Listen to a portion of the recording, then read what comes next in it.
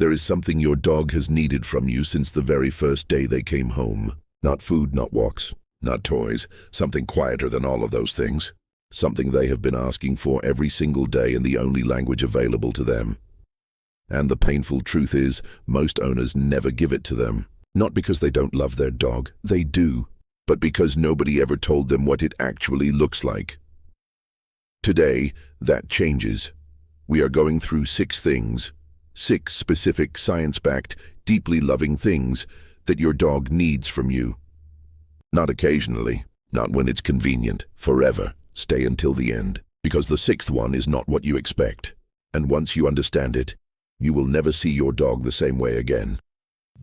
Point 1. Your dog needs real eye contact.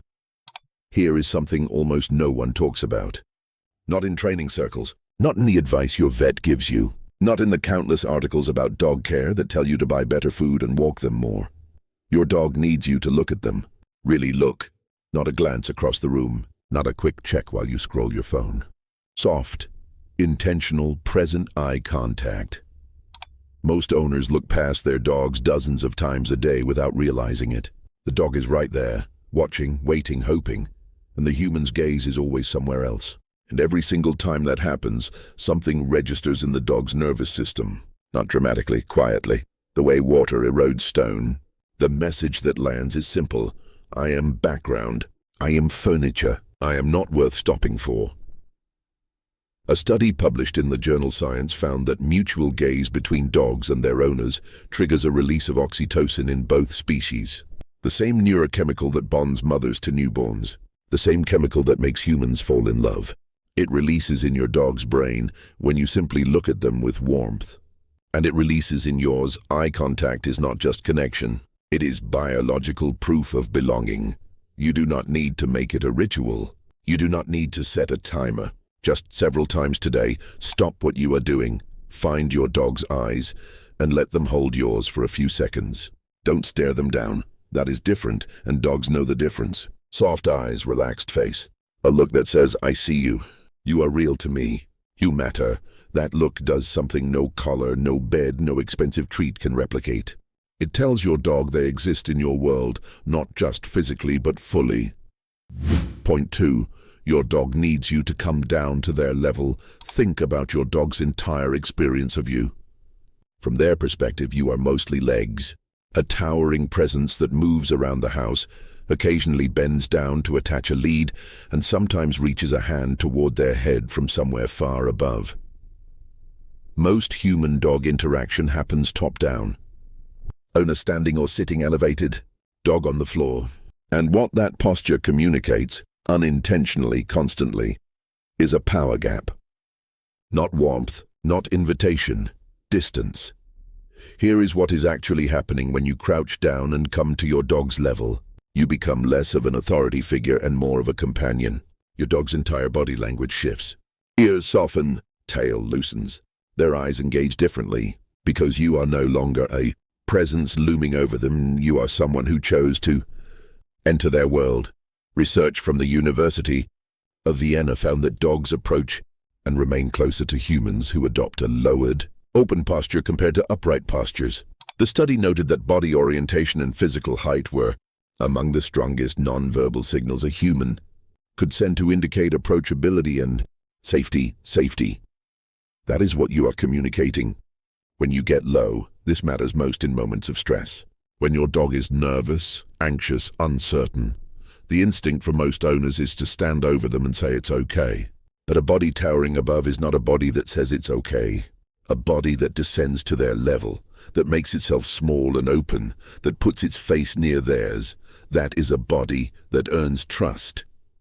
This is something worth showing up for. Point 3. Your dog needs a predictable routine. Your dog cannot read a clock. They cannot check a calendar. They do not know that it is Tuesday, that you have a meeting at 9, that the walk will be shorter today because something came up. What they have instead is an internal map of how their world flows. And when that map is accurate, when the rhythm of the day is consistent and readable, something remarkable happens in their nervous system. They settle. Chronic unpredictability is one of the most overlooked sources of stress in domestic dogs. Not abuse, not neglect in the obvious sense, just a life that never quite follows the same shape 2 days in a row. A study published in the journal Physiology and Behavior found that dogs in households with consistent daily routines showed significantly lower baseline cortisol levels compared to dogs whose schedules varied frequently. Lower cortisol means lower stress. Lower stress means a dog who can genuinely rest, genuinely play, and genuinely connect. Think of routine as a promise you make to your dog every single day. The walk happens around this time. Food comes at this time. You come home around then. That promise kept consistently builds something your dog cannot get any other way, the certainty that their world is safe and readable. And here is the part most owners never hear. The disruption of routine is not just inconvenient for a dog. It is physiologically unsettling. Their body stays in a low-level state of alert, waiting for the thing that should have happened, waiting for the shape of the day to make sense again. Give your dog a day they can predict. That predictability is one of the most loving things a home can offer. Point 4. Your dog needs you to advocate for them. Your dog cannot speak. They cannot tell the stranger at the park to stop reaching for their face. They cannot tell the overeager child to please stop hugging them. They cannot tell the other dog who is too intense to back off. All they can do is show you, in the small, tight language of their body, that something is wrong. And what most owners do in those moments is override it. It's okay, he's friendly. She's just playing. Don't be silly. Come here. Every time you push your dog through an interaction they are telling you they are not comfortable with, you are teaching them one devastating lesson. My signals don't work. My owner doesn't listen. I am on my own. A dog who learns that lesson doesn't stop feeling uncomfortable. They stop warning and start reacting, because they have figured out that the warning was never heard anyway. Research from the University of Lincoln found that dogs whose owners consistently responded to low-level stress signals, lip-licking, head-turning, ear-pinning, showed dramatically lower rates of escalated stress responses, including growling, snapping and biting. Not because the dogs were trained differently, because they were listened to. Advocacy does not have to be dramatic. It is quiet and consistent. It is stepping between your dog and the stranger who wants to pet them when your dog takes one step back. It is saying he needs some space without apologizing for it. It is trusting what your dog's body is telling you more than you trust the social pressure of the moment. Your dog cannot protect their own boundaries. That is your job, and every time you do it, you become the safest person in their world. Point 5. Your dog needs slow, intentional touch. How do you touch your dog? Be honest. Most of the time, it is a quick pat on the head as you walk past, a ruffle of the ears while you watch something, a brief scratch while your attention is somewhere else. And while your dog will accept all of that, accepting something is not the same as being nourished by it. There is a specific kind of touch that does something different. Long, slow, firm strokes along the back and sides. The kind of touch that requires you to stop moving. The kind that tells your dog through your hands, not just your words, that you are fully there. A 2020 study published in Frontiers in Psychology found that slow, rhythmic tactile contact between owners and their dogs produced measurable reductions in both heart rate and salivary cortisol in the dogs, and significantly in the owners as well. The contact had to be slow. Quick, patting touch did not produce the same effect. The nervous system, it turns out, only fully responds to touch that carries no rush. Think about what rushed touch communicates. I am here briefly. I have things to do. You are a pause, not a destination. Now think about what slow touch says. I am here. There is nowhere else I need to be. You are the point. Your dog's skin and coat are covered in sensory receptors that are built to receive exactly this kind of contact. It is not indulgence. It is a biological need. 3 minutes of slow, deliberate touch does more for your dog's nervous system than a dozen distracted pats ever could. Stop. Put your hand on them and mean it. Point 6. Your dog needs to hear your voice when nothing is happening. Stay with me here, because this is the one that will change how you move through your home forever. Most owners talk to their dogs when something is happening, when they arrive home, when they give commands, when they are excited or concerned or saying goodbye. And in between all of those moments, the long, ordinary stretches of a normal day, silence. Your dog lives in those silences, and what fills them is uncertainty.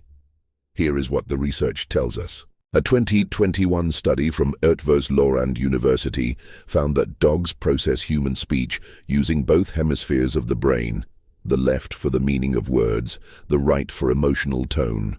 And crucially, dogs showed the strongest neurological reward responses not during training or command sequences, but during what researchers called incidental speech, casual, unhurried talking that was not directed at getting them to do anything. Your voice, when it carries no agenda, no command, no urgency, just warmth and presence, registers in your dog's brain as the deepest kind of safety signal there is. It says, "The person I love is here. They are calm. The world is fine. You do not need to narrate your entire day. You do not need to perform. Just talk to them the way you would talk to someone you love who is sitting in the same room. Mention what you are doing. Say their name for no reason. Tell them something quietly while they lie near you. Let your voice be the background music of their life. Because here is what your dog is doing in every silent stretch of the day. They are listening for you. They are checking. They are asking the only question that has ever mattered to them. Are you still there? Is everything okay? Am I safe?" Your voice, soft and unhurried, is the answer they have been waiting for. Closing, now go back through all 6 for a moment. The eye contact that told them they were real to you. Coming down to their level, entering their world instead of always asking them to reach up to yours.